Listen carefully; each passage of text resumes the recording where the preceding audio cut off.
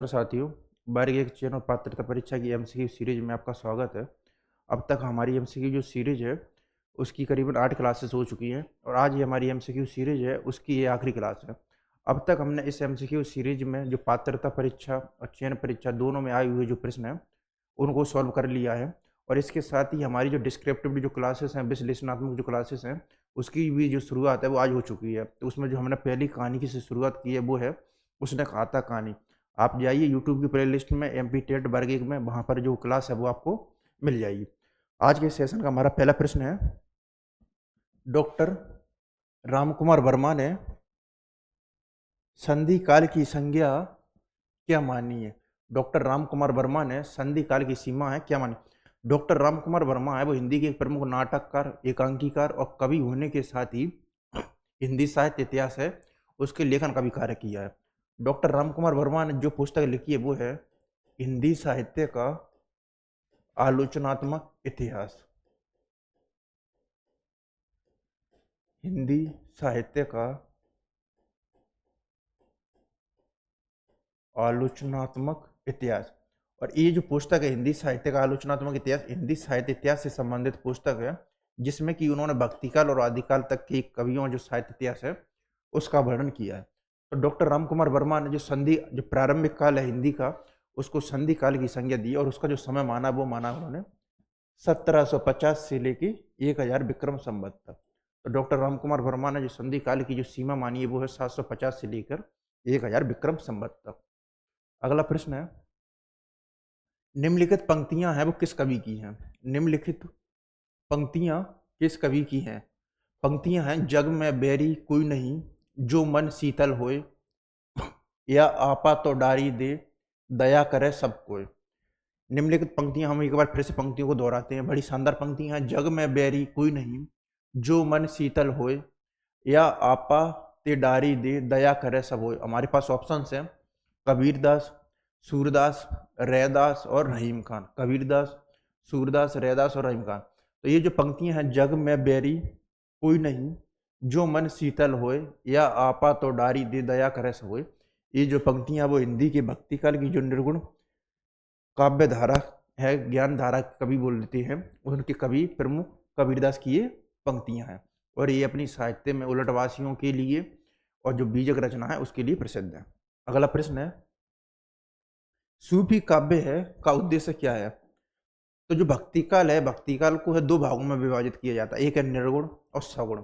सगुण को पुनः दो भागों में विभाजित किया जाता है, राम भक्ति काव्य धारा और कृष्ण भक्ति काव्य धारा।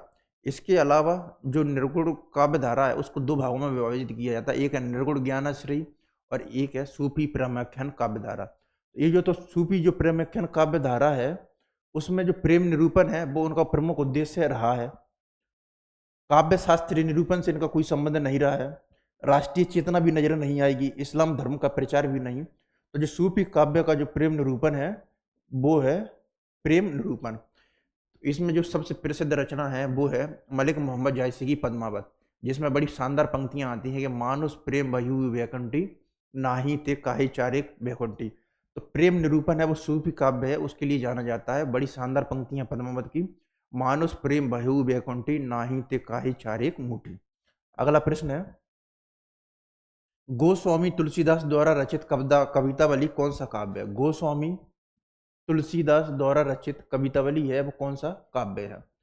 सूक्त काव्य, महाकाव्य, दंड काव्य और मुक्तखंड।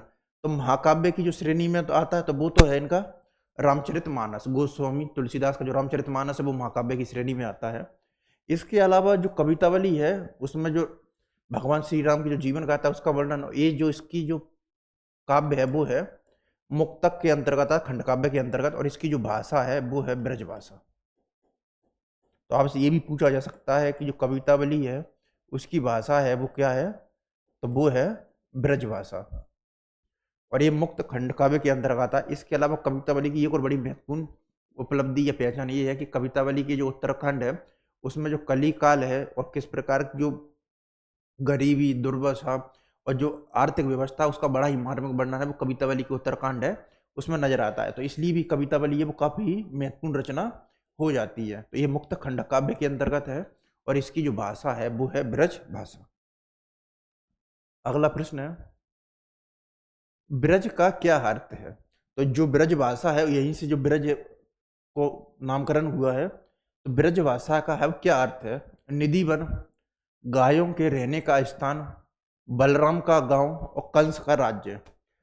तो ब्रज का क्या अर्थ है? निधि वन, गायों के रहने का स्थान, बलराम का गांव और कंस का राज्य।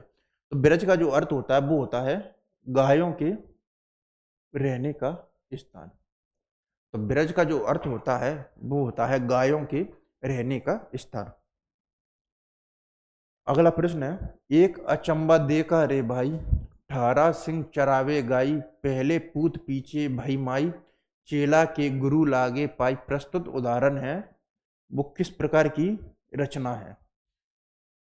एक अचंबा देखा रे भाई, एक अचंबा, एक अचंबा देखा रे भाई, 18 सिंह चरावे गई, पहले पूत पीछे भई माई, चेला के गुरु लागे पाई। प्रस्तुत उदाहरण किस पंक्ति की रचना है? साखी, उलटवासी, शबद और रमैनी। तो जो साखी, शबद और जो रमैनी है, साखी, शबद और रमैनी है, ये जो बीजक है, कबीर की रचना बीजक है, उसके 3 भाग हैं। तो जो कबीर की जो रचना है बीजक, इसका जो संकलन करता है वो उनके शिष्य रहे हैं धर्मदास, वो हैं। और बीजक है वो 3 भागों में विभाजित है, साखी, शबद और रमैनी। इसके अलावा जो ये जो पंक्तियां हैं वो हैं उलटवासी। तो दो विरोधी बातों को प्रस्तुत करने की जो शैली है वो कहलाती है उलटवासी। और ये जो सिद्धों की जो संध्या भाषा है, उसी का जो विकसित रूप है वो कबीर की उलटवासियों में वो नजर आता है। तो जब भी सिद्धों की जो संध्या भाषा है, तो जो सिद्धों की जो संध्या भाषा है उसकी भाषा भी इसी प्रकार की रहती थी, और उसी का जो विकसित रूप है वो कबीर की जो उलटवासियां हैं वो नजर आता। तो कई बार अगर आपसे पूछा जाएगा कि कबीर की जो उलटवासियां हैं वो किसका परिवर्तित रूप है, तो वो है सिद्धों की संध्या भाषा का। और ये जो पंक्तियां हैं वो दो विपरीत पंक्तियां हैं या जो विपरीत बातें उनको देने के लिए प्रस्तुत की जाती हैं, उसी को बोलते हैं उलटवासी। और ये कबीर के काव्य में काफी मात्रा में नजर आती हैं। अगला प्रश्न है, गोस्वामी तुलसीदास कृत रामचरितमानस में कितने कांड है? तो गोस्वामी तुलसीदास का जो रामचरितमानस है वो अवधी भाषा में लिखित है, और ये हिंदी का सबसे महत्वपूर्ण महाकाव्यों में से एक है। और ये इसके जो कांड हैं उनकी संख्या है वो 7। तो गोस्वामी तुलसीदास का जो रामचरितमानस है वो कितने कांडों में विभाजित है? वो है 7 कांडों में। सबसे पहले है बालकांड, फिर अयोध्या कांड, अरण्य कांड, किष्किंधा कांड, सुंदर कांड, फिर है लंका कांड, और अंत में आता है उत्तरकांड। और यही क्रम है, और कई बार इनका जो क्रम है वो लगाने के लिए भी पूछ लिया जाता है। तो सबसे पहले बालकांड, अयोध्या कांड, अरण्य कांड, किष्किंधा कांड, सुंदर कांड, लंका कांड और उत्तरकांड। तो गोस्वामी तुलसीदास के रामचरितमानस वो कितने कांड में विभाजित है? वो है 7 भागों में। दौलत पाए न कीजिए सपने में अभिमान, चंचल जल दिनचारी को ठाऊ न रहते निदान। उपरोक्त दी गई कुंडली है वो किस कवि द्वारा रचित है? जब भी हमारे पास प्रश्न होता है ना, तो उस प्रश्न को हमें क्या ध्यान से पढ़ना होता है। उसी में जो प्रश्न है उसमें उत्तर, उसका उत्तर छिपा रहता है। जैसे कि पहली पंक्तियां हैं, दौलत पाए न कीजिए सपने में अभिमान, चंचल जल दिनचारी को ठाऊ न रहते निदान। उपरोक्त दी गई कुंडली, यहां पर एक बड़ा महत्वपूर्ण टर्म आता है, वो है कुंडली। तो कुंडलियां लिखने के लिए प्रसिद्ध थे वो थे गिरधर कबीराय। तो गिरधर कबीराय की जो कुंडलियां हैं उसके लिए वे प्रसिद्ध थे, जिसमें कि नीति, वैराग्य और जो आध्यात्म है, उन सभी का जो समन्वय है वो गिरधर कबीराय की कुंडलियां हैं उनमें नजर आता है। ये रीति काल की जो रीति मुक्त काव्य धारा है उसमें जो नीति शाखा है उसके अंतर्गत वैराग्य, नीति और जो अध्यात्म है उसके अंतर्गत गिरधर कबीराय की कुंडलियां हैं वो प्रसिद्ध हैं। और दौलत पाए ना कीजिए सपने में अभिमान, चंचल जल दिनचारी को ठाऊ न रहते निदान, ये उन्हीं की पंक्तियां गिरधर कबीराय की कुंडलियां की। इसके अलावा जो मतीराम है वो रीति काल की जो रीतिबद्ध काव्य धारा उसके प्रमुख कवि हैं, और इनकी प्रमुख रचना है वो है मतीराम की रसराज और ललित लल्लाम। बौद्धा है ये रीति मुक्त काव्य धारा के कवि हैं, और देव हैं वो है रीतिबद्ध काव्य धारा के कवि। अगला प्रश्न है, रीतिकाल की प्रवृत्ति में से कौन सा विकल्प है वो निम्न में से सही नहीं है? रीतिकाल की प्रवृत्ति में कौन सा विकल्प है वो निम्न में से सही नहीं है? हमारे पास ऑप्शंस हैं, श्रृंगार प्रियता, तो ये तो रीतिकाल की प्रमुख प्रवृत्ति रही है, श्रृंगार प्रियता। और नक्श वर्णन है वो रीतिकाल की प्रमुख प्रवृत्तियों में से एक है। लक्षण ग्रंथ, ग्रंथों की परंपरा, ये सबसे महत्वपूर्ण विशेषताओं में से एक है। लक्षण ग्रंथ जो परिपाटी है वो रीतिबद्ध काव्य धाराओं में आपको अत्यधिक मात्रा में नजर आएगी। मुक्तक रचनाएं भी नजर आएंगी। जो रीति मुक्त काव्य धारा की घनानंद, आलाम, बौद्ध, ठाकुर जो कवि रहे हैं उन्होंने रीति मुक्त कवि रचनाएं भी लिखी, मुक्तक रचनाएं। जो डिंगल भाषा है उसका रीतिकाल से कोई संबंध नहीं है, बल्कि ये आदिकालीन काव्य शैली का रूप है। डिंगल है वो आदिकाल की काव्य शैली है। आदिकाल वीर गाथात्मक काव्य शैली है ये। आदिकाल में काव्य शैली की भाषा, काव्य या भाषा शैली की दो शैलियां प्रसिद्ध थी, डिंगल और पिंगल। तो जो आदिकाल है वो डिंगल है, वो आदिकाल वीर गाथात्मक भाषा या काव्य शैली है। इसका रीतिकाल से कोई संबंध नहीं है।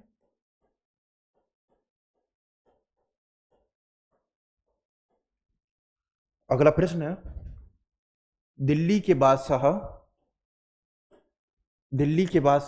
मोहम्मद शाह के दरबार के आश्रय के कवि कौन थे? दिल्ली के बादशाह मोहम्मद शाह के दरबार के आश्रय कवि, दिल्ली के बादशाह मोहम्मद शाह के दरबार के आश्रय कौन से कवि थे? भूषण, घनानंद, बिहारी, केशवदास। तो दिल्ली के बादशाह मोहम्मद शाह के जो आश्रय कवि थे वो थे घनानंद। ये मुगल बादशाह मोहम्मद शाह के मीर मुंशी थे। भूषण है, भूषण का जो काव्य कर्म है, एक तो वो शिवाजी और छत्रसाल है उनके यहाँ पर रहा है। बिहारी है वो जयपुर में रहा, जयपुर के राजा जयसिंह के यहाँ पर, और केशवदास भी नहीं है। तो दिल्ली के बादशाह मुगल मीर मुंशी के दरबार के जो आश्रय कवि थे वो थे घनानंद। और घनानंद वो रीतिकाल की जो रीति मुक्त काव्य धारा है उसके प्रमुख कवि रहे हैं। और जो ब्रज, अगला प्रश्न है, सुंदूर तिलकित भाल, तुम्हारी दंतरुत मुस्कान, इन दो कविताओं के रचनाकार क्या है? सिंदूर तिलकुत भाल और तुम्हारी ये दंतरुत मुस्कान मृतक में भी डाल दे। इसकी जो आगे की पंक्तियां, सिंदूर तिलकुत भाल और तुम्हारी ये दंतरुत मुस्कान मृतक में भी डाल देगी, इन दो पंक्तियों के रचनाकार कौन है? हरियोध, बच्चन, नागार्जुन और निराला। तो इन जो पंक्तियों के जो रचनाकार हैं वो हैं जन कवि नागार्जुन, और इनका जो मूल नाम था वो था वेदनाथ मिश्र। तो अगर पूछा जाए कि नागार्जुन का जो मूल नाम था क्या था, तो वो था वेदनाथ मिश्र। इसको अलावा इनको यायावर और यात्री है उस नाम से भी संबोधित किया जाता। और ये जन कवि भी रहे हैं। इनकी बड़ी महत्वपूर्ण पंक्तियां हैं, जनता मुझसे पूछ रही है क्या बतलाऊं, साफ कहूंगा मैं क्यों अगलाई, मैं जन कवि हूँ। तो जन कवि के लिए काफी प्रसिद्ध रहे, तो जन कवि नागार्जुन। ये द्वितीय युग के कवि हैं अयोध्या सिंह उपाध्याय हरियोध। प्रिय प्रवास इनका बड़ा ही महत्वपूर्ण महाकाव्य है जो खड़ी बोली का प्रथम महाकाव्य माना जाता है। बच्चन ये हालावाद के जो प्रवर्तक हैं वो हैं, और निराला है वो छायावाद के और प्रगतिवाद के कवि हैं। तो नागार्जुन की पंक्तियां, सिंदूर तिलकित भाल और तुम्हारी ये दंतरुत मुस्कान मृतक में भी डाल देगी जान। अवे सुन वे गुलाब, भूल मत जो पाई खुशबू रंगो आग, खून चूसा खाद का तूने अशिष्ट, डाल पर इतराता है कैपिटलिस्ट। प्रस्तुत पंक्तियों में निराला जी के अनुसार गुलाब है वो।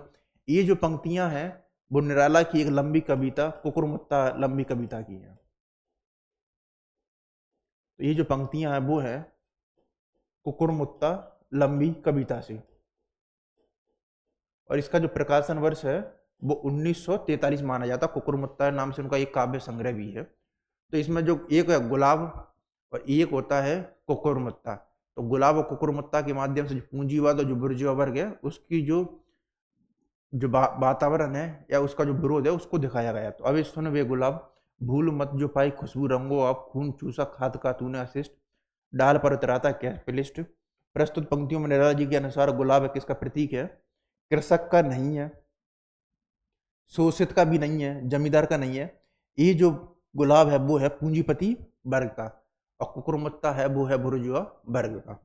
अगला प्रश्न है, बींदिन में, ब्रज में, नवेलन में, बेलिन में, बनन में, बागन में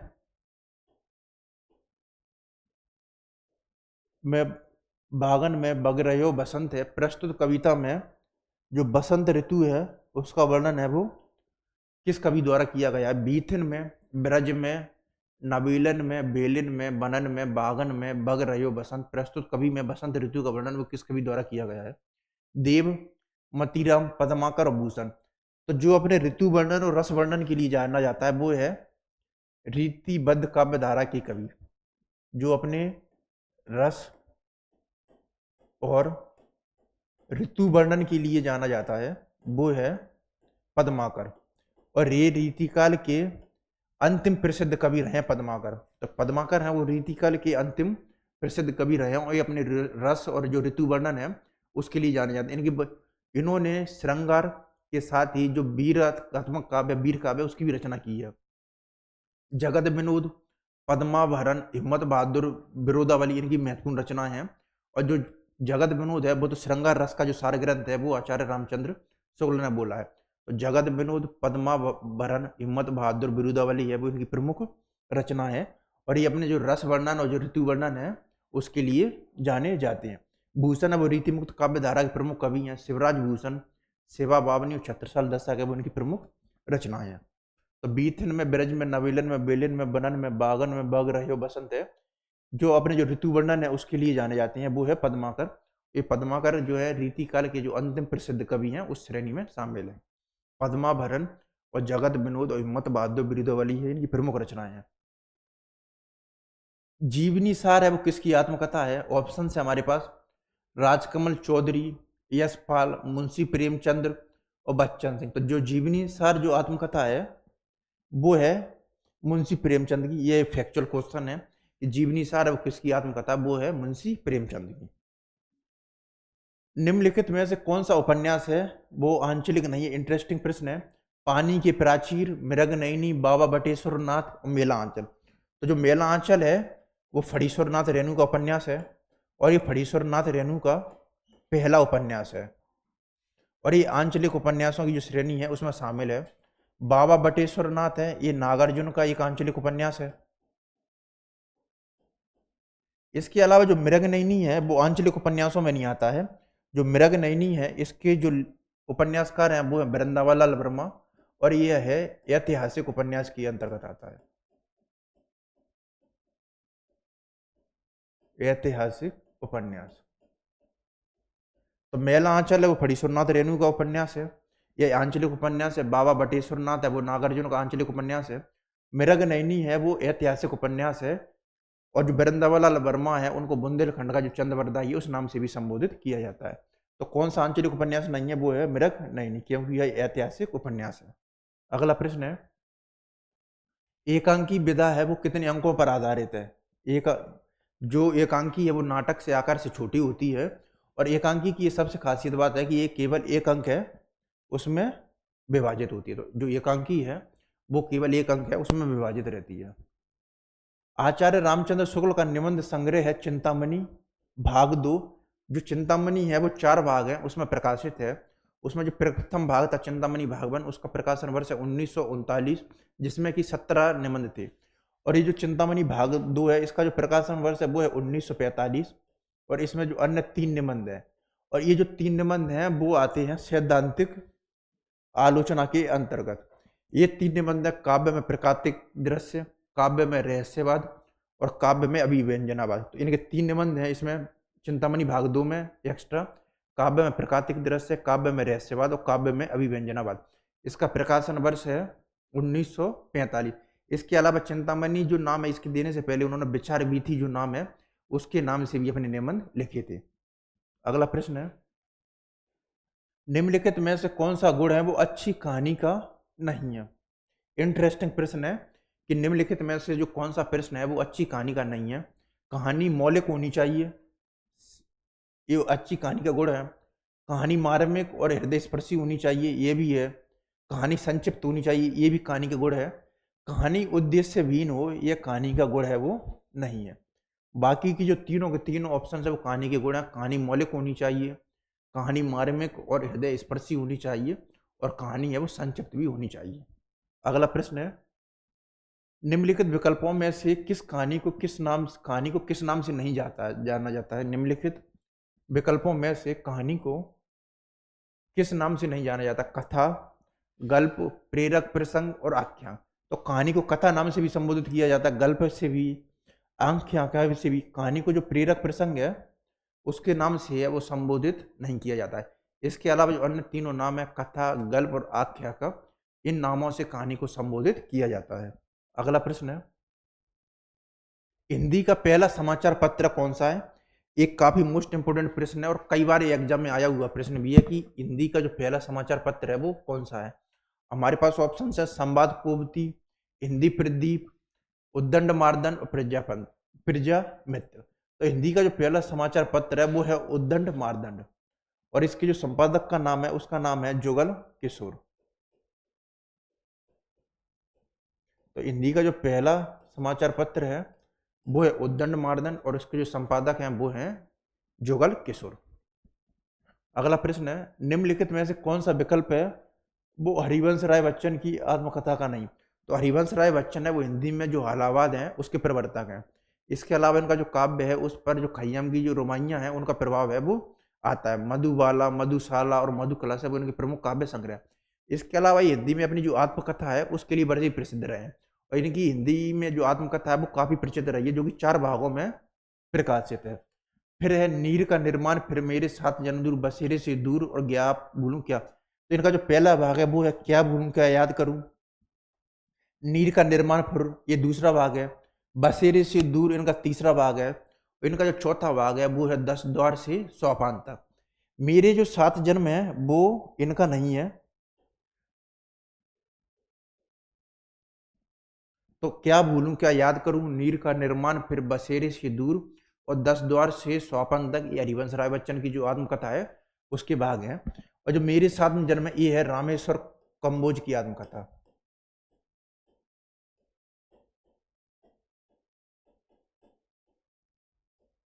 और इसका जो चौथा भाग है इनकी आत्मकथा का वो है 10 द्वार से सोपान तक। बाकी अन्य 3 है वो ऑप्शन में है और मेरे 7 जन्म है वो है रामेश्वर कंबोज का। अगला प्रश्न है, संगीत की धुन है वो किसके द्वारा रचित साक्षात्कार है? संगीत की धुन है वो किसके द्वारा रचित साक्षात्कार है? ऑप्शन है देवेंद्र सत्यार्थी, चंद्रधर शर्मा गुलेरी, डॉक्टर नगेंद्र और अमृता प्रीतम। तो जो संगीत की धुन है वो चंद्रधर शर्मा गुलेरी है, उनके द्वारा रचित आत्मकथा है। चंद्रधर शर्मा गुलेरी हैं, इनका जो रचित साक्षात्कार वो संगीत की धुन। इसके अलावा इन्होंने जो समालोचक पत्रिका है उसके संपादन का कार्य किया था और इनके जो 2 निबंध बड़ी महत्वपूर्ण है वो है कछुआ धर्म और मारेसु मुँह कुंटा। इसके अलावा इन्होंने अपने जीवन काल में केवल 3 ही कहानी लिखी थी, सुखमय जीवन, बुद्धू का कांटा और उसने कहा था। मेरी तिब्बत यात्रा का जो प्रकाशन वर्ष है, मेरी जो तिब्बत यात्रा है उसका जो लेखन का कार्य है वो राहुल सांकृत्यायन ने किया था और इसका जो प्रकाशन वर्ष है वो है 1937 और ये जो आत्मकथा है वो 5 भाग है उसमें विभाजित है और ये जो आत्मकथा है वो डायरी शैली उसमें लिखित है और इसके जो अंतिम 2 अध्याय है वो सरस्वती पत्रिका उसमें संपादित हुए थे। तो मेरी तिब्बत यात्रा का प्रकाशन वर्ष है 1937। ये 5 भाग हैं उसमें विभाजित है, लहासा से उत्तर की ओर, चाड़ की ओर, साक्यों की ओर, जैनम की ओर, नेपाल की ओर, ये इसके 5 भाग हैं। इसका प्रकाशन वर्ष 1937 5 भागों में विभाजित है, ये डायरी शैली में लिखित है और इसके जो अंतिम 2 अध्याय है वो सरस्वती पत्रिका उसमें प्रकाशित हुए थे। अतीत के चलचित्र स्मृति की रेखा श्रृंखला की कड़ियां हैं वो किसके रेखा चित्र है? अतीत के चलचित्र स्मृति की रेखाएं श्रृंखला की कड़ियां वो किसके रेखा चित्र हैं? महादेवी वर्मा, देवेंद्र सत्यार्थी, रामवृक्ष बेनीपुरी और बाल मुकुंद गुप्त। तो ये जो सभी के सभी जो रेखा चित्र हैं वो हैं महादेवी वर्मा के। तो अतीत के चलचित्र स्मृति की रेखाएं और श्रृंखला की कड़ियां ये सभी जो रेखा चित्र हैं वो महादेवी वर्मा की हैं और महादेवी वर्मा वो छायावाद की एक प्रमुख कवित्री रही है और इनके जो प्रमुख काव्य संग्रह हैं वो हैं रश्मि, नीरजा, निहार, दीप शिखा और सांध्य गीत। रामवृक्ष बेनीपुरी भी हैं वो हिंदी में रेखा चित्रों के लिए काफी प्रसिद्ध हैं। माटी की मूर्तें और गेहूं और गुलाब है वो इनके प्रमुख रेखा चित्र। इसके अलावा जो बाल मुकुंद गुप्त है वो द्वैत युग के प्रमुख गद्यकार और निबंधकार है। अगला प्रश्न है, निम्नलिखित में से कौन सा है वो सरकारी पत्र नहीं? फैक्चुअल प्रश्न है ये कि निम्नलिखित में से कौन सा सरकारी पत्र नहीं है? अनुस्मारक, परिपत्र, अधिसूचना और आवेदन पत्र। तो जो सरकारी पत्र है वो अनुस्मारक तो होता है, परिपत्र भी है, अधिसूचना भी है जो आवेदन पत्र होते हैं वो सरकारी पत्र नहीं होते हैं। तो डी ऑप्शन है वो हमारा सही है, जो सरकारी पत्र है वो आवेदन पत्र नहीं होता, आवेदन पत्र है वो सरकारी पत्र नहीं है। पानी परात को हाथ छियो नहीं, नैनन को जल सा पग धोएं, प्रस्तुत पंक्ति में कौन सा अलंकार है? पानी परात को हाथ छुओ नहीं, नैनन के जल सा पग धोएं, प्रस्तुत पंक्ति में कौन सा अलंकार है? दृष्टांत अलंकार, अनियुक्ति अलंकार, अतिशयुक्ति अलंकार, उत्प्रेक्ष अलंकार। पानी परात को हाथ छियो नहीं, नैनन के जल सा पग दो, इसमें जो अलंकार है वो है अतिशयुक्ति अलंकार। जब हम किसी भी बात को बहुत ही बड़ा चढ़ाकर प्रस्तुत करते हैं तो वहां पर जो अलंकार होता है वो होता है अतिशयुक्ति अलंकार। तो इसमें क्लियर नजर आ रहा है पानी परात को हाथ छियो नहीं, नैनन के जल सा पग धोएं, तो इसमें जो अलंकार होगा वो हो अतिशयुक्ति अलंकार। अगला प्रश्न है, सूर्य डूब गया इस वाक्य में निहित शब्द शक्ति। तो जो शब्द शक्तियां होती हैं, जो शब्दों में जो निहित जो शक्तियां होती हैं, जो अर्थ होती हैं, उन्हीं को हम शब्द शक्तियां बोलती हैं। और ये 3 प्रकार की होती हैं, अभिधा, लक्षणा और व्यंजना। अभिधा, लक्षणा और व्यंजना, वो 3 प्रकार की शब्द शक्तियां होती हैं। और जो सूर्य डूब गया है, प्रसाद तो शब्द शक्ति होती ही नहीं है, अभिधा नहीं है इसमें, लक्षणा भी नहीं, इसमें जो शब्द शक्ति होगी वो होगा व्यंजना। तो जो सूर्य जो डूब गया उसमें जो शब्द शक्ति है वो है व्यंजना शब्द शक्ति। अगला प्रश्न है, विभानुभाव संचारी संयोगादर्श निष्पत्ति, यह निष्पत्ति किसके द्वारा उद्धृत की गई है? विभानुभाव संचारी संयोगादर्श निष्पत्ति, ये बड़ा ही महत्वपूर्ण कोटेशन है और कई एग्जाम में बड़ा ही महत्वपूर्ण, और इससे प्रश्न वो हमेशा आते हैं। विभानुभाव व्यवचारी संयोगादर्श निष्पत्ति, ये जो किसके द्वारा उद्धृत है? चाणक्य के द्वारा नहीं है, कालिदास के द्वारा भी नहीं, हर्ष के द्वारा भी नहीं। ये जो पंक्तियां हैं वो भरत मुनि के जो नाट्य शास्त्र हैं उसमें उल्लेख है। तो भरत मुनि ने अपने जो नाट्य शास्त्र ग्रंथ है, जिसको पंचम वेद की उपाधि से भी संबोधित किया जाता है, तो उसी में उन्होंने बोला विभानुभाव व्यवचारी संयोगादर्श निष्पत्ति। अगला प्रश्न है, तदापि तदोसी शब्दार्थी सगुणावलंकृति पुनः क्यापि। तदोसी शब्दार्थी सगुणावलंकृति पुनः क्यापि। काव्य दोष की ये पंक्तियां हैं वो किसके द्वारा दी गई हैं? ऑप्शन हैं भामह, मम्मट, दंडी और भरत। तो भामह के द्वारा ये काव्य पंक्तियां नहीं है, दंडी के द्वारा भी नहीं है, भरत के द्वारा भी नहीं है। ये जो पंक्तियां हैं काव्य दोष की वो है मम्मट के द्वारा। तो मम्मट की ये पंक्तियां हैं, तदोसी शब्दार्थो सगुणावलंकृति पुनः क्यापि।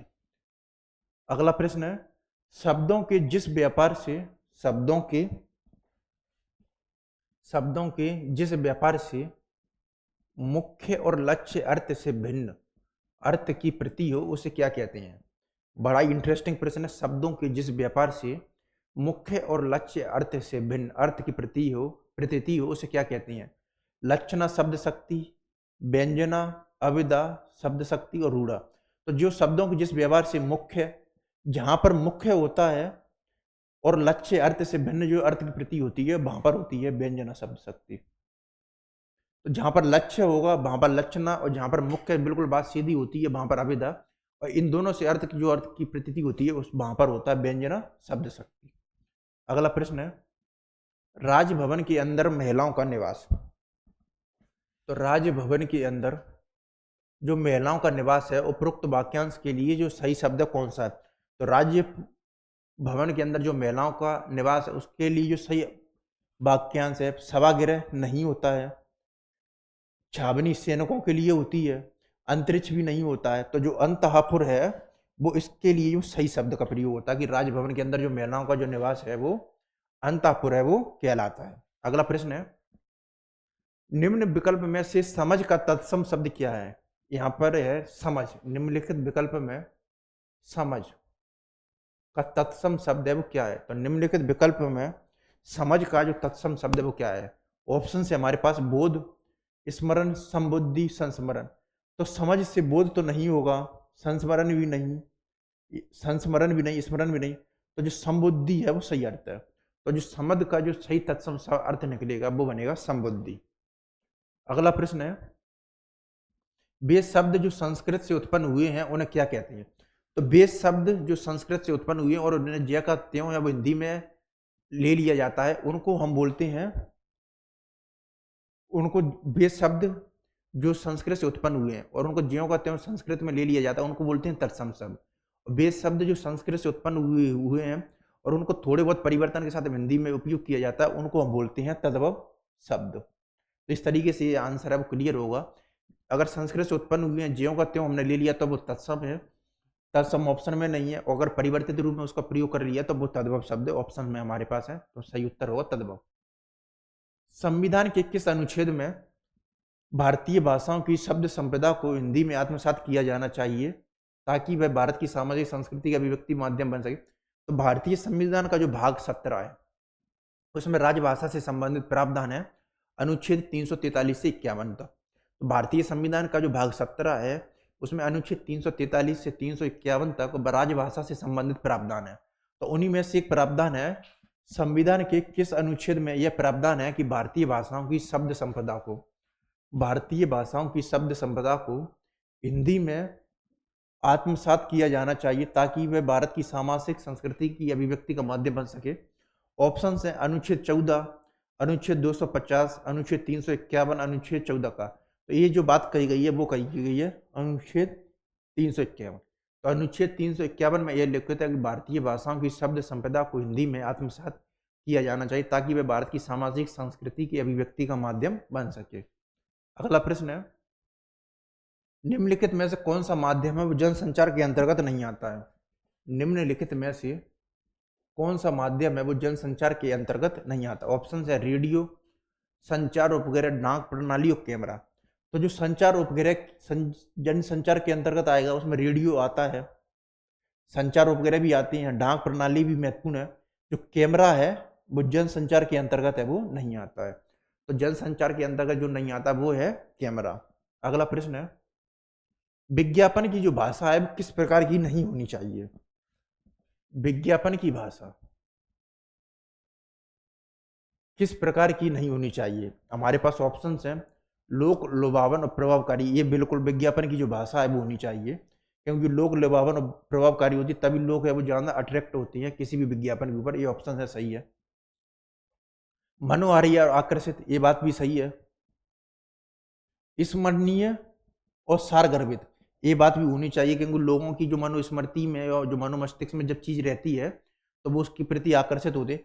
अतिशयोक्तिपूर्ण बनावटी नहीं होनी चाहिए। अगर अतिशयोक्ति और बनावटीपूर्ण अगर विज्ञापन की भाषा होगी तो लोग हैं उसके प्रति ज्यादा आकर्षित नहीं होंगे और उसका कोई विज्ञापन है, उसका औचित्य है वो कोई नहीं रह जाएगा। तो विज्ञापन की जो भाषा वो नहीं होनी चाहिए, वो होनी चाहिए नहीं होनी चाहिए अतिशयोक्तिपूर्ण बनावटीपूर्ण। अधिकार पत्र अथॉरिटी लेटर है वो किसके पास होता है? अधिकार पत्र अथॉरिटी लेटर है वो किसके पास होता है? हमारे पास ऑप्शंस हैं, उद्घोषक के पास, श्रोता के पास, संवाददाता के पास और कलाकार के पास। तो जो अधिकार पत्र है, जो अथॉरिटी लेटर है वो उद्घोषक के पास है वो नहीं होता है, श्रोतक के पास भी नहीं, कलाकार के पास भी नहीं। तो जो अथॉरिटी लेटर है अधिकार पत्र वो होता है संवाददाता के पास। तो जो अथॉरिटी लेटर है, जो अधिकार पत्र है वो होता है संवाददाता के पास। अगला प्रश्न है, दूरदर्शन के लक्ष्य के संदर्भ में कौन सा विकल्प है वो गलत है? दूरदर्शन, हम सभी दूरदर्शन देखते हैं, अब तो खैर इसकी जो लोकप्रियता वो समय के साथ कम होती जा रही है। तो दूरदर्शन के लक्ष्य में कौन सा विकल्प गलत है? कौन सा विकल्प गलत है? ये देखने वाली बात होती है कि कौन सा विकल्प सही देखना है, कौन सा विकल्प गलत है। पता चले कि हमने ऑप्शन को पढ़ लिया और सही और गलत वो देखा ही नहीं, तो कोई हमारी जो तैयारी है उसको कोई औचित्य नहीं रह जाएगा। जन सामान्य में वैज्ञानिक चेतना का विकास करना, ये ऑप्शन सही है। जब हम जन सामान्य में वैज्ञानिक चेतना का विकास करते हैं, दूरदर्शन का एक लक्ष्य है वो होता है पर्यावरण को संतुलित बनाए रखना, ये भी सही है। खेलकूद में लोगों की रुचि बनाए रखना, ये तीनों के तीनों ऑप्शन है वो दूरदर्शन के लक्ष्य होते हैं। जन सामान्य में वैज्ञानिक चेतना का विकास करना, पर्यावरण को संतुलित बनाए रखना और खेलकूद में लोगों की रुचि बनाना और राष्ट्रीय एकता और अखंडता को भंग करना, ये दूरदर्शन के संदर्भ में बिल्कुल गलत है, क्योंकि दूरदर्शन का एक कभी भी जो लक्ष्य है वो नहीं होगा राष्ट्रीय एकता और अखंडता को भंग करना, जबकि राष्ट्रीय एकता और अखंडता को बनाए रखना और उसको सुदृढ़ करना वो दूरदर्शन का वो लक्ष्य वो होता है।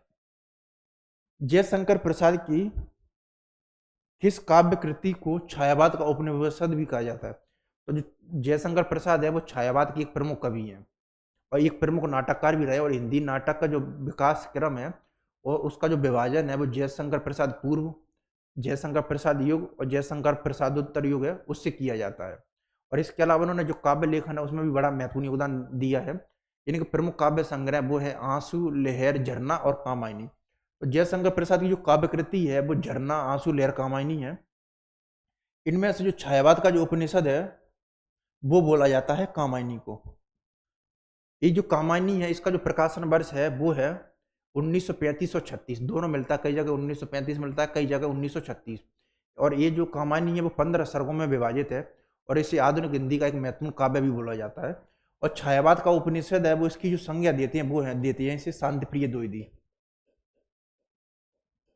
तो छायावाद का उपनिषद की जो संज्ञा है वो शांतिप्रिय द्विवेदी देते हैं और इसका प्रकाशन वर्ष 1935 से 36 और ये 15 सर्गों में विभाजित है। और इसका जो दर्शन है वो शैव दर्शन, आनंद दर्शन या जो प्रतिविज्ञा दर्शन है वो कहलाता है। अगला प्रश्न है, इसकी बड़ी महत्वपूर्ण पंक्तियां जो शैव दर्शन को करने के लिए समरस थे जड़ या चेतन, सुंदर साकार बनाता, चेतनता एक बलस्ती, आनंद अखंड घनाता, ज्ञान दूर कुछ क्रिया भिन्न है, क्यों इच्छा हो पूरी मन की, एक दूसरे से मिल ना सके, यही विडंबना है जीवन की। तो जयशंकर प्रसाद किस कृति को छायावाद को उपनिषद बोला जाता है वो है कामायनी और इस बात को बोला है शांतिप्रिय द्विवेदी ने। अगला प्रश्न है, रामचरितमानस का जो सबसे बड़ा कांड है वो कौन सा है? तो रामचरितमानस है वो एक प्रमुख महाकाव्य है जो कि अवधी भाषा है उसमें लिखित है। और ये जो रामचरितमानस है वो 7 कांडों में उसमें विभाजित है। बाल कांड, अयोध्या कांड, अरण्य कांड, किष्किंधा कांड, सुंदर कांड, लंका कांड, उत्तरकांड, ये सब उसके क्रम है जो 7 कांड है। तो इसका जो सबसे बड़ा जो कांड है वो है बालकांड। ये जो बालकांड है वो सबसे बड़ा है। इस प्रश्न में पूछा कि सबसे बड़ा, आगे चल के आपसे भी पूछा जा सकता है कि सबसे छोटा है, तो इसका जो सबसे छोटा है वो किष्किंधा कांड है।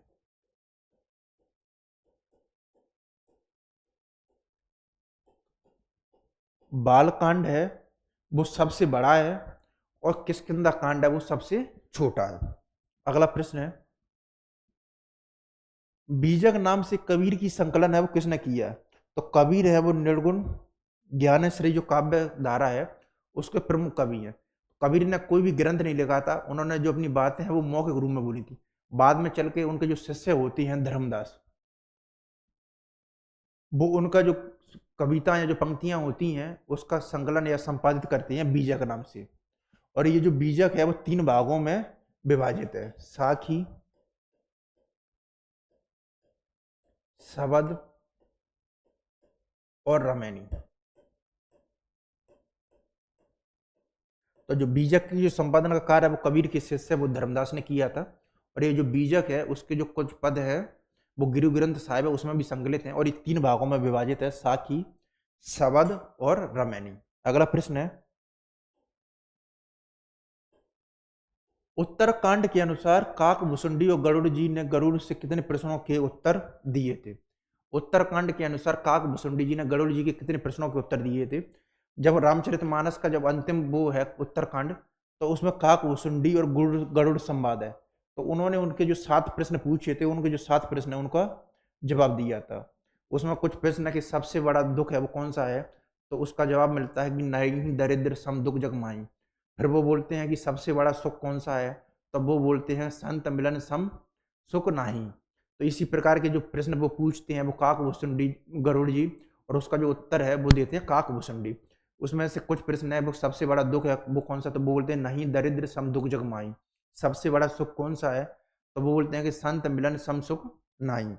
इन 7 में से ये 2 थे। तो ये जो कितने प्रश्नों के उत्तर दिए थे वो दिए थे 7 प्रश्न। राग दरबारी, ये जो राग दरबारी है वो एक प्रमुख उपन्यास है और इसके जो लेखक हैं वो हैं श्रीलाल शुक्ल।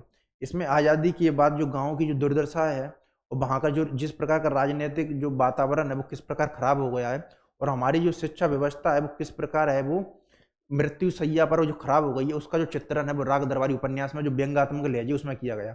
तो राग दरबारी उपन्यास की एक बड़ी खासियत है कि इसमें जो आज़ादी के बाद की भारत की जो राजनीतिक और जो सामाजिक समस्याएं हैं उसका बड़ा, राजनीतिक जो सामाजिक और जो शैक्षणिक समस्याएं हैं उसका बड़ा ही मार्मिक चित्रण वो राग दरबारी उपन्यास में किया गया और इसमें जो हास्य और व्यंग्यात्मक शैली है उसका प्रयोग किया गया।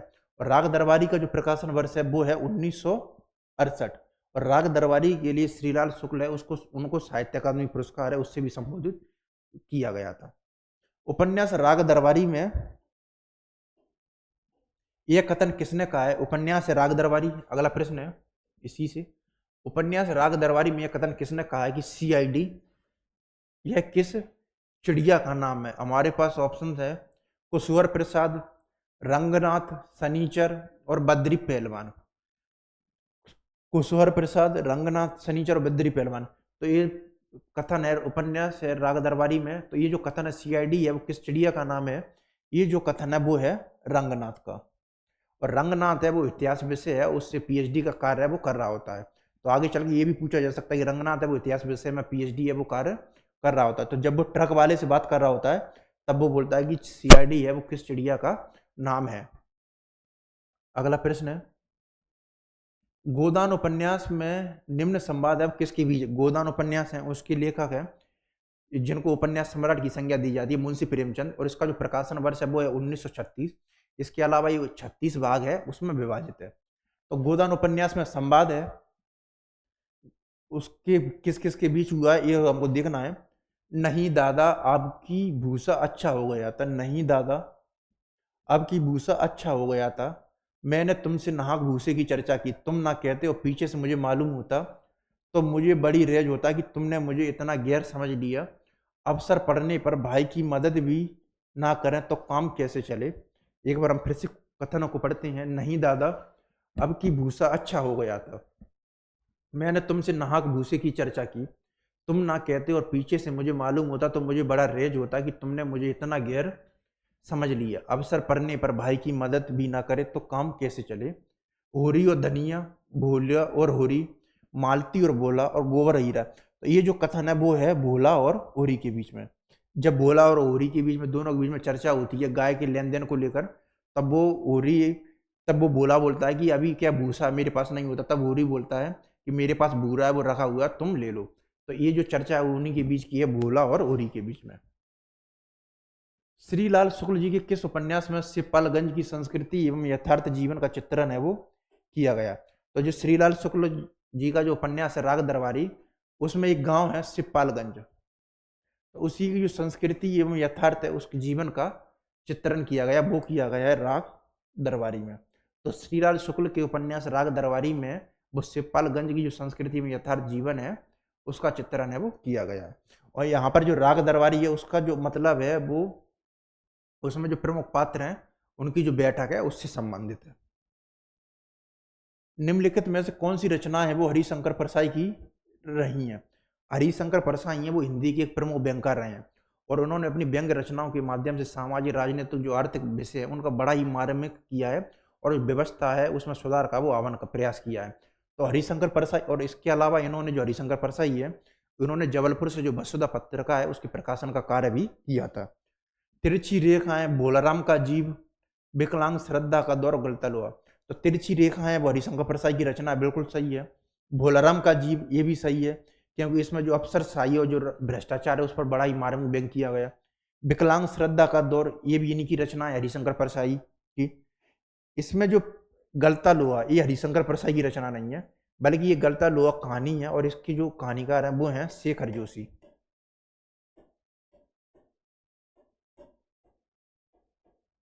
शेखर जोशी है वो नई कहानी आंदोलन के प्रमुख कहानीकारों में से एक हैं और गलता लोहा भी इनकी बड़ी महत्वपूर्ण कहानी है। इसके अलावा कोसी का घटवार और दाज्यू है वो इनके प्रमुख कहानी संग्रह भी है शेखर जोशी के। अगला प्रश्न है बाल मुकुंद गुप्त द्वारा रचित विदाई संभाषण वो साहित्य की कौन सी विधा में लिखा गया? तो बाल मुकुंद गुप्त ने जो निबंधों का संग्रह लिखा है 1903 के 3 से लेकर 1907 और उसका जो नाम है वो है शिव शंभू के चिट्ठे।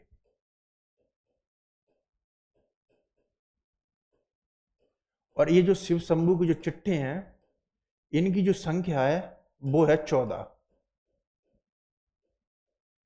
तो बाल मुकुंद गुप्त ने 1903 से लेकर 1907 में भारत मित्र पत्रिका में अपने जो निबंध की लेखकों की परंपरा है, हास्य और व्यंग्य विधा है, उसमें जो लाड़ कर्जन है उसकी जो व्यवस्था है उस पर व्यंग किया गया है।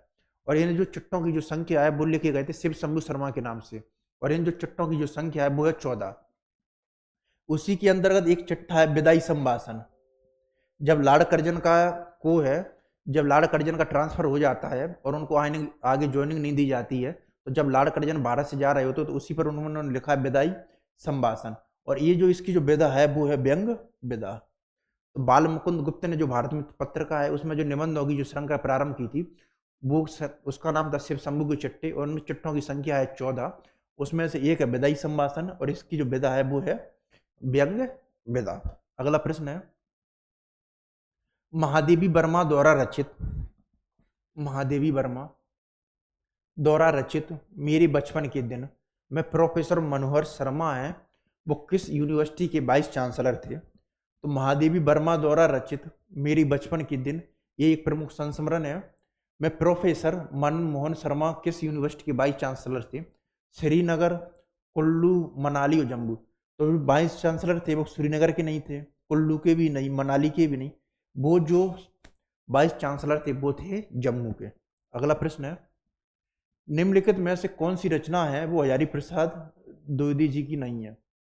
हजारी प्रसाद द्विवेदी जी हैं वो हिंदी की एक प्रमुख हिंदी साहित्य इतिहास के लेखन होने के साथ जो ललित निबंध परंपरा है उसकी एक मूर्धन्य है। और हिंदी में जो व्यवस्थित रूप से ललित निबंधों की जो शुरुआत है वो आचार्य हजारी प्रसाद द्विवेदी जी से मानी जाती है। अगर इनकी जो निबंध है, एक अशोक के फूल है वो इनका बड़ा ही महत्वपूर्ण निबंध है, शीरीष के फूल भी, कल्पलता भी, जूही के फूल है वो इनका जो निबंध है वो नहीं है, यानी कि रचना है वो नहीं है। तो जूही की फूल है वो आचार्य हजारी प्रसाद द्विवेदी जी की जो रचना है वो नहीं है। अगला प्रश्न है, दीपदान एकांकी में उदय सिंह को चित्तौड़ का सूरज है वो किसने कहा है? तो दीपदान जो एकांकी है वो डॉक्टर रामकुमार वर्मा की एक महत्वपूर्ण एकांकी है।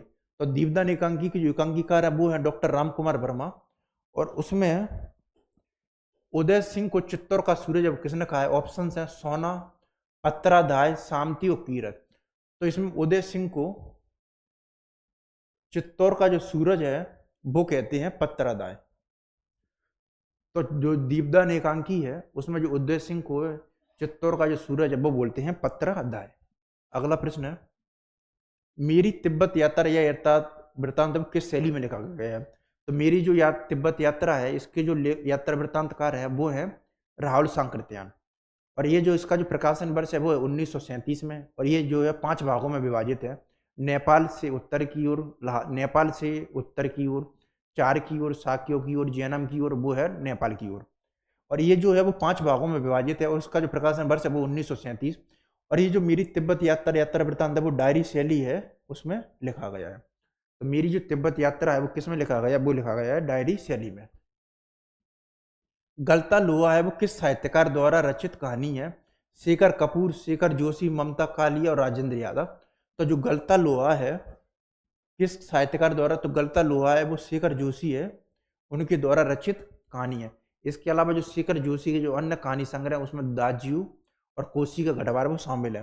राजेंद्र यादव है वो हिंदी जो नई कहानी आंदोलन है उसकी त्रयी में शामिल है। हिंदी जो नई कहानी आंदोलन है उसकी 3 त्रयी माने जाते हैं, एक राजेंद्र यादव, कमलेश्वर और मोहन राकेश। अगला प्रश्न है, धर्मवीर भारती के गीति नाट्य अंधा युग में कौन सा पात्र नहीं है? धर्मवीर भारती का एक महत्वपूर्ण गीति या काव्य नाट्य है वो है अंधा युग, और इसका जो प्रकाशन वर्ष है वो है 1955 से लेकर 1956। तो इसमें जो पात्र नहीं है कृपाचार्य, अश्वत्थामा, योत्सी और अंगद। तो इसमें जो कृपाचार्य है वो पात्र है, अश्वत्थामा भी है, योत्सी भी है। तो इसमें जो अंगद है वो कहीं पर भी पात्र नहीं है।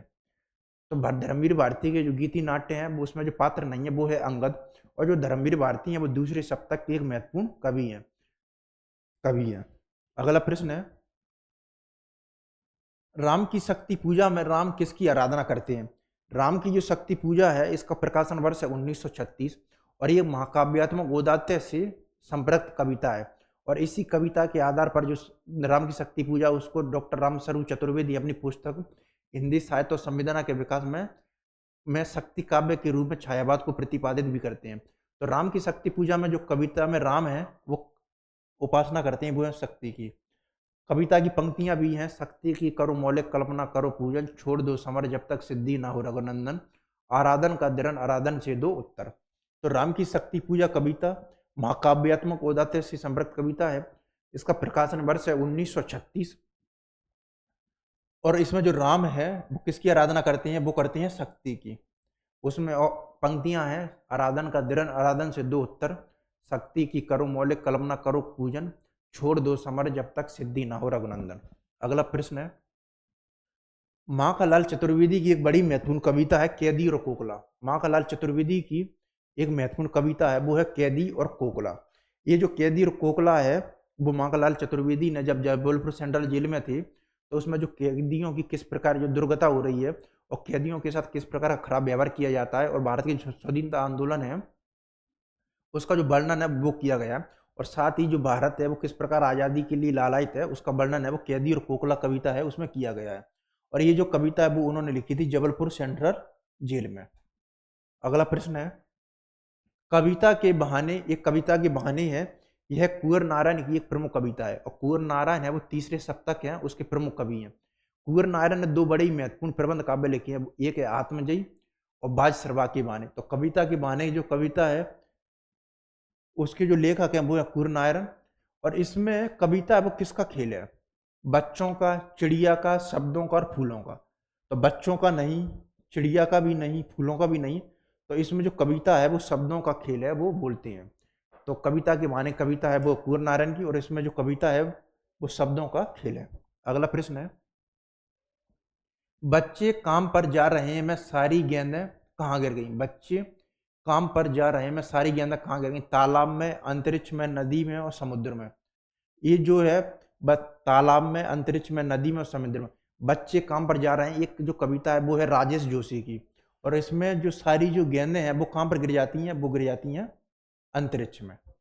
अगला प्रश्न है, फैक्चुअल प्रश्न था ये, आत्मा का ताप रचना में रजा ड्राइंग अध्यापक की नौकरी कहाँ करना चाहता। तो जो आत्मा का ताप है वो सैयद हैदर रजा की जो आत्मकथा है उनकी आत्मकथा है, और इसमें जो एक कलाकार है उनकी जो मारंग जो व्यथा है और ये जो कलाकार का जो सृजन कर्म है उसको है प्रतिपादित है वो आत्मा का ताप में उन्होंने किया है।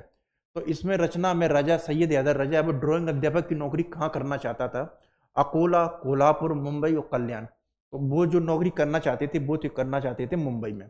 तो सैयद हैदर रजा की जो आत्मकथा है आत्मा का ताप, उसमें जो ड्राइंग अध्यापक की जो नौकरी है वो कहाँ पर करना चाहती थी, वो मुंबई में।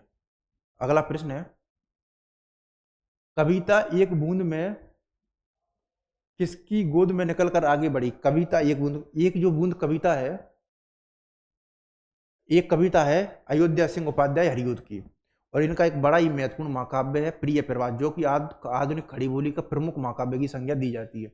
तो बूंद है वो किसकी गोद से निकलकर आगे बढ़ी है, बादलों की गोद से, धरती की गोद से, माँ की गोद से, आसमान की गोद से। तो कविता एक बूंद में जो बूंद है वो किसकी गोद से निकलकर आगे बढ़ी है, वो बढ़ी है बादलों की गोद से। तो कविता एक बूंद में जो बादलों की गोद से निकलकर एक बूंद है वो आगे बढ़ती है, और वो सोचती है कि जो मेरा जो भाग्य, वो अपने स्वयं से बात करती है, जो मेरा भाग्य है वो किस प्रकार का होगा, या मेरा जो जीवन है वो किस प्रकार का होगा। अंत में जाकर वो एक वो सीप है उसमें जाकर गिरती है और वो मोती बन जाती है। अगला प्रश्न है, दुष्यंत कुमार के गजल संग्रह का क्या नाम है। दुष्यंत कुमार को हिंदी में हिंदी गजल सम्राट है उसकी संज्ञा से संबोधित किया जाता है, हिंदी गजल सम्राट है ये दुष्यंत कुमार। और इनकी जो गजल संग्रह है उसका नाम है साई में धूप। ये कंठ विस्प्यायी इनका जो नाटक है, और जो दुष्यंत कुमार है वो हिंदी गजल सम्राट के नाम से सुशोभित है, और इनका बड़ा ही महत्वपूर्ण गजल संग्रह उसका नाम है साई में धूप। उसकी कुछ पंक्तियां हैं, इसकी उनकी कुछ पंक्तियां हैं, इन अंगारों को हाथ में लिए सोच रहा था कोई मुझे इन अंगारों की तासीर बताए। इसमें एक बड़ी मोटिवेशनल पंक्तियां हैं, जो शेर है वो है, इस नदी की धार में ठंडी हवा आती तो है, नाव जर्जर ही सही लहरों से टकराती तो है, एक चिंगारी कहीं से ढूंढ लाओ मेरे दोस्तों, इस दिए में तेल से भीगी हुई बाती तो है। इस नदी की धार में ठंडी हवा आती तो है, नाव जर्जर ही सही लहरों से टकराती तो है, एक चिंगारी कहीं से ढूंढ लाओ दोस्तों, इस दिए में तेल से भीगी हुई बाती तो है। तो ये दुष्यंत कुमार है, ये हिंदी गजल सम्राट है, और उनका जो गजल संग्रह है उसका नाम है साई में धूप। इसके अलावा तू किसी रेल से गुजरती है, मैं किसी पुल से थरथराता हूँ, जिसको कि जो मसान मूवी है उसमें भी प्रयोग भी किया गया था, वो दुष्यंत कुमार की गजल सम्राट साई में धूप है, उसी से मोटिवेटेड है। कवि गिरजा कुमार माथुर अपनी कविता के माध्यम से छाया छूने से क्या मना कर। ये जो कवि गिरिजा कुमार माथुर हैं, वो अज्ञे द्वारा तार सप्ताह का प्रकाशन किया जाता है 1943 में। तो अज्ञे द्वारा प्रथम जो तार सप्ताह के उसका जो प्रकाशन वर्ष है वो 1943, उसमें जो 7 कवि उनको शामिल किया जाता है, और उसमें जो गिरिजा कुमार माथुर हैं वो भी शामिल है। तो जो गिरिजा कुमार माथुर है वो प्रथम तार सप्ताह के उसके कवि है, और इनकी कविता है छाया मत छूना। तो वो अपनी कविता के माध्यम से छाया छूने से क्यों मना करती हैं? तो इनकी कविता है छाया मत छूना। छाया भ्रम होती है, ये ऑप्शन बिल्कुल गलत है। छाया काली होती है, ये ऑप्शन भी गलत है। छाया खतरनाक होती है, ये ऑप्शन भी गलत है। इससे मन को जो दूना दुख होता है, ये ऑप्शन बिल्कुल सही है। तो वो छाया छूने से मना क्यों करती हैं? क्योंकि इससे जो मन को है वो दूना दुख होता है। और गिरिजा कुमार माथुर प्रथम जो तार सप्ताह है उसके कवि है। मुक्तिबोध के अनुसार भूल गलती रूपी शहंशाह का जिर वक्त किस बना है? तो जो मुक्तिबोध है वो अज्ञे द्वारा प्रतिपादित जो 1943 में जो प्रथम तार सप्तक है उसके प्रमुख कवि हैं। और इनके 2 काव्य संग्रह हैं, वो एक है चांद का मुंह टेढ़ा है और दूसरा है भूरी भूरी खाक दूर। तो इन्होंने 2 ही काव्य संग्रह इनके, एक है चांद का मुंह टेढ़ा है, दूसरा है भूरी भूरी खाक दूर, और ये जो प्रथम तार सप्तक हैं उसके कवि हैं। और इनकी बड़ी महत्वपूर्ण रचना है, एक है अंधेरे में, जिससे कि आज़ादी की बात का धधकता हुआ इस्पाती जो दस्तावेज है उसके नाम से संबोधित किया जाता है। इसके अलावा इनकी बड़ी महत्वपूर्ण कविता है, लंबी कविता है। इनकी 2 लंबी कविताएं बड़ी प्रसिद्ध हैं, एक है ब्रह्म राक्षस और एक है अंधेरे में। भूल गलती है वो भी इनकी बड़ी महत्वपूर्ण कविता है। तो मुक्तिबोध के अनुसार जो भूल गलती रूपी शहंशाह है का जिर बख्तर वो किसका बना है? मिट्टी का, लोहा का, सोने का, रेत का। तो ये जो जिर बख्तर जो बना होता है वो बना होता है लोहा का। तो मुक्तिबोध की जो कविता है भूल गलती, ये चांद का जो मुंह टेढ़ा है उसमें संकलित है, और इसमें जो इनका जो जिर बख्तर बना होता है वो बना होता है लोहा का। और इनकी जो प्रमुख लंबी कविता उसमें ब्रह्म राक्षस और अंधेरे में है वो शामिल है। इसके अलावा इनको जो भयानक खबरों का कवि है उसके नाम से भी संबोधित किया जाता है। कवि ने उषा कविता में भोर के नभ की तुलना किससे की है? कवि ने उषा कविता, ये जो उषा कविता है वो शमशेर सिंह बहादुर सिंह की प्रमुख कविता है, और जो शमशेर बहादुर सिंह है वो दूसरे सप्ताह के उसके कवि थे। इसके अलावा जो अज्ञे है वो शमशेर सिंह बहादुर सिंह को कवियों का कवि है उसकी संज्ञा से सुशोभित करते हैं। इसके अलावा जो शमशेर सिंह बहादुर है उनको जो हिंदी और जो उर्दू का दुआब है उसके नाम से संबोधित किया जाता है, क्योंकि उन्होंने अपनी जो कविताएं हैं उसमें कई अधिक मात्रा में उर्दू शब्द हैं उनका प्रयोग किया है। तो शमशेर सिंह बहादुर दूसरे सप्तक के कवि, ये हिंदू और उर्दू के दुआब हैं। अज्ञे ने इन्हें कवियों का कवि बोला है, और इनकी कविता है वो है उषा कविता। और ये जो अज्ञे हैं, जो शमशेर बहादुर हैं, वो अपनी जटिल अनुभूति, संवेदनात्मक वैशिष्ट्य और जो जटिल बिंब विधान है उसके लिए काफी प्रसिद्ध रहे हैं। तो इसमें कवि ने जो उषा कविता में भोर की जो नभ की तुलना है वो किससे की है? तो इसमें जो सुबह का जो भोर होता है उसका बड़ा ही मार्मिक जो बिंब वर्णन है वो कवि ने उषा कविता में किया है। तो सूर्य की लालमा से, नीला संग से, राख से, लीपे चौक से, और है लाल केसर से। तो जो शमशेर सिंह बहादुर सिंह की जो उषा कविता है उसमें जो सुबह का जो सौंदर्य है, जो उषा लालमा है, उसका बड़ा ही मार्मिक वर्णन किया है। और कविता में जो भोर की जो नभ की जो तुलना है वो सूर्य की लालमा है उससे तो नहीं करती हैं, नीला संग से भी नहीं करती हैं, लाल केसर से नहीं भी नहीं, वो करती हैं राख से, लीपे चौक से। अगला प्रश्न है, नागार्जुन की कविता बादल को घिरते देखा है। तो नागार्जुन है वो एक जन कवि हैं, वो बोलते भी हैं कि जनता मुझसे पूछ रही है क्या बतलाऊं, मैं सीधा कहूंगा क्यों अगलाऊं, मैं जन कवि है। तो इनकी कविता है बादल को घिरते देखा है।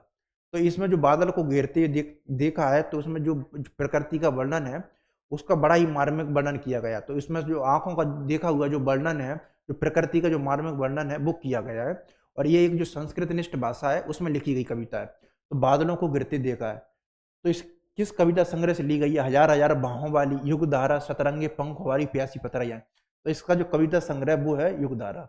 तो नागार्जुन की जो कविता है बादल को गिरते देखा है वो संस्कृत निष्ठ भाषा में है, और इसमें जो प्रकृति है उसका जो आंखों देखा जो वर्णन है वो किया गया है, और इसका जो काव्य संग्रह है वो है युग धारा। तो हमारी जो एमसीक्यू सीरीज है उसको हमने आज खत्म कर लिया है। इसमें हमने जितने भी 2023 में जो टेट का एग्जाम हुआ था उसको कंप्लीट कर लिया, दोनों एग्जाम की दोनों शिफ्टों में। और इसके अलावा जो 2024 जो चयन परीक्षा हुई थी उसकी भी दोनों शिफ्टों के जो प्रश्न है उनको कवर कर लिया है। इसके बाद हम जो विश्लेषणात्मक कविताएं जो डिस्क्रिप्टिव जो क्लास हैं उसको स्टार्ट कर दिया है, और आज से हमारी जो कविता जो क्लासेज हैं वो स्टार्ट भी हो गई डिस्क्रिप्टिव वाली, जिसकी हमने शुरुआत की है वो है उसने कहा था कहानी। तो आप एमपी टेट वाली और यूजीसी नेट वाली जो प्लेलिस्ट है सफलता आईएएस की यूजीसी टेलीग्राम पर, वहां पर जाइए और उस क्लास को देखिए। उस क्लास को इतना समग्र अवलोकन किया गया कि वहां से एक भी जो प्रश्न है वो आपके गलत नहीं होंगे। धन्यवाद।